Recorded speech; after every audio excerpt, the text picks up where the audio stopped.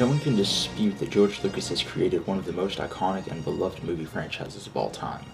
With the original movie about to celebrate its 40th anniversary, the movie franchise transcends generations of fans and has not only completely changed the way that the movies are made, but has left a lasting impression on the world at large. George Lucas is responsible for revolutionizing the visual effects industry, creating new ways of editing and reformatting sound for sound design, and even changed how major motion pictures are marketed with huge ad campaigns and even a full line of toys and books to help further the stories of fans of the beloved franchise. But with all of that said, is George Lucas a good filmmaker? On one hand, you can defend all of his achievements and this great world that he has created to support this argument, and I'd go with you 100%. But on the other hand, you can look on his achievements as a filmmaker. His first two movies were critically panned.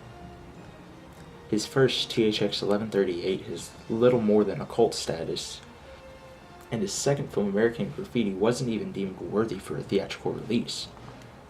The fact that the original Star Wars was even made was a huge gamble for 20th Century Fox, and it almost didn't happen due to huge production costs and missed deadlines.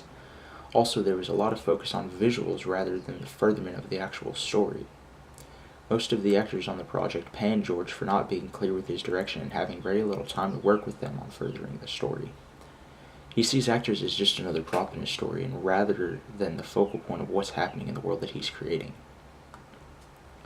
Even George seemed to be very non-committal about the story he was telling until he took over the job of editing with his wife's assistance after no other editor could give him the results that he was looking for. In a mad dash, they cut the film and got it to the distributor in time for its new summer release date, and to everyone's surprise, it was a huge success. After all of the hardships of the first film, George Lucas realized that he needed assistance and hired director Irvin Kershner and writer Lawrence Kasdan to help him steer the ship back on course.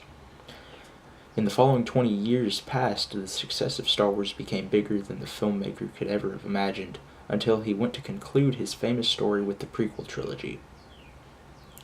Upon their release, although they were huge successes, they were critically panned for the same problems that the original movie had, but this time it wasn't a new achievement for the director. His problems as a filmmaker had been brought to light, and he has become more reclusive as a result. But with all of that said, George Lucas is a visionary. His legacy of film still lives on underneath the Disney banner, and he is praised more now for his achievements than ever before.